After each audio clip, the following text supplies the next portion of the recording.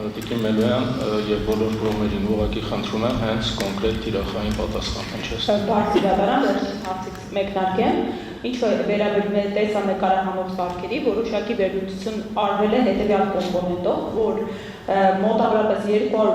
ըստ մեր ուսումնասիրության 236 ընտրատեղամաս չի տեսավերահսկվել, բայց խնդիրը կայացել է այն հանգամանքում, որ այս ընտրատեղամասերը ոչ թե համապետականորեն բոլոր 38 ընտրատարածքներում են բաշխված եղել, այլ բաշխվածությունը մեծապես ընկել է 4 ընտրատարածքների վրա։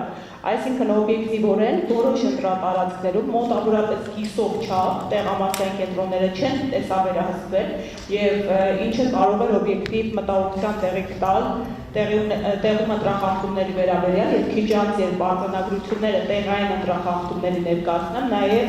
որոշակիորեն տարածական են հենց այս ընտրատեղամասերում խախտումները ու ընդհանուր համալիր հանել ենք խոսքը 25769 ձայնի մասին է այս համալիր այն ընտրատարածքների ընտրատեղամասերի, որոնք չեն տեսավերահսկվում, իսկ 150 ձայնի պարագայում, որոնք այս քննվող գործի շրջանակում էական ազդեցություն ունեն, կարծում եմ 25769 ձայնի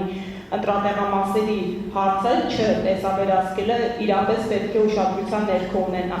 Ինչ վերաբերում է անբավերության հարցին, տեսեք, կրկին մենք հանել ենք օրինաչափություն, մասնավորապես 2018 թվականին համապետական ընտրության արդյունքներում արձանագրվել է 4706 անբավեր քվեաթերթիկ։